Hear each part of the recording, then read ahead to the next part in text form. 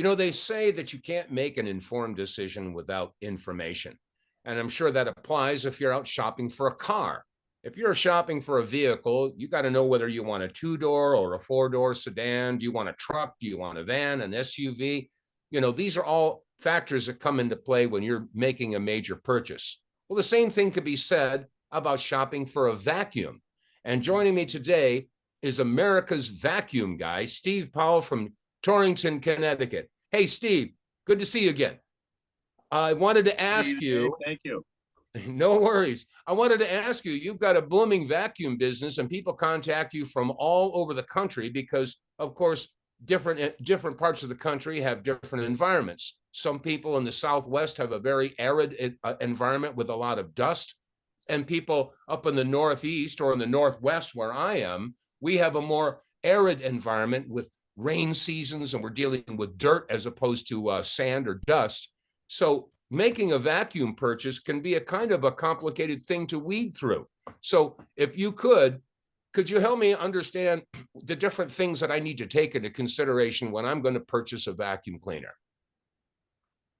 Well, Dave, in my years of doing this, the thing that probably people are looking for more than anything is an appliance that they can count on.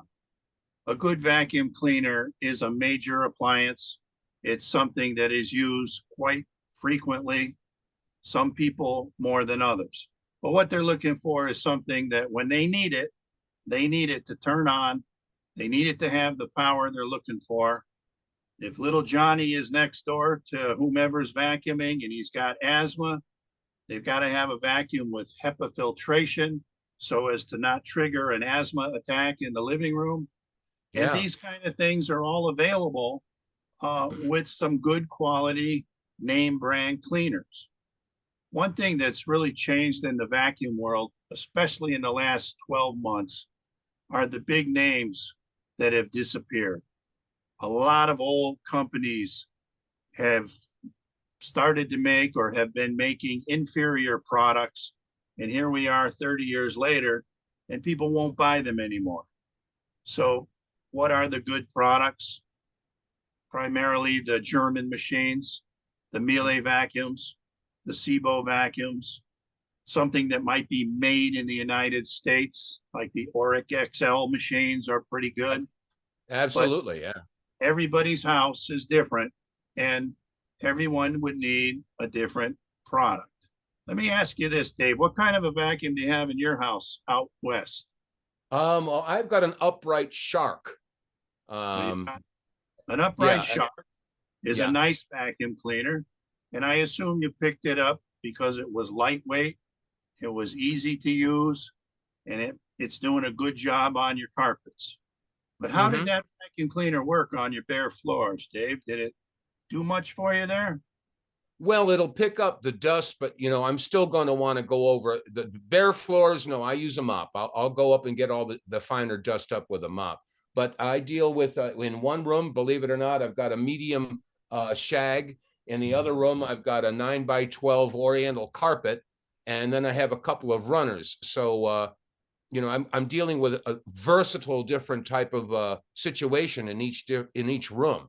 So that's why I kind of like having an upright that has the flexibility to be able to handle, like I said, shag versus a throw rug. Right. Well, the Shark vacuum cleaner is good for your house, and it's good for you in the age bracket that you are. It's easy to work with, and it's doing the job for you. But if you throw in a couple of golden retrievers, 3 children, a box of Legos, and maybe a jigsaw puzzle, mom's got to be a little more careful with the vacuuming where she can maneuver around and get into areas a little bit easier. Well, I know that there are people all over the country that will probably see this video and say, okay, well, gosh, you're up there in Torrington, Connecticut. They're down there in Flagstaff. People can contact you and ask your advice in making a purchase. Because like I said on the outset, you can't make an informed decision without information. And you seem to be the guy that's got all the information. That's why they call you America's vacuum guy. But Well, how can people contact you if they want to have a consultation or ask your advice? How can they contact you? well, Dave, everybody's got a cell phone now, so the phone calls are free from wherever you're calling. And the number is 860-482-8054. That phone is going to ring right on my desk. And I spend a lot of time at that desk. But if you want to call me and ask some questions, that's a good number to reach me. If you want to browse the website, it's completevac.com. I think it's one of the nicest, most comprehensive vacuum cleaner websites on the internet. All of the brands are there. And the brands that may be troublesome or not very dependable are not even shown on my website, because after 40 years, Dave, I'm not selling a product on a Thursday and making an excuse as to why it's broken next Tuesday. I'm just not doing it. If you buy something from myself or my website, you're going to get something that's good, and I will be here to stand behind it and support you. Very good. Well, I hope that people will take that into consideration, because after all, it's a major purchase. Like you said, this is an appliance that people are going to be using. So again, this is America's vacuum guy, Steve Powell. Thank you so much for your time, and I look forward to having you help me sort out my vacuum needs in the future. You got a deal, Dave. Good talking to you. Thank you. You too.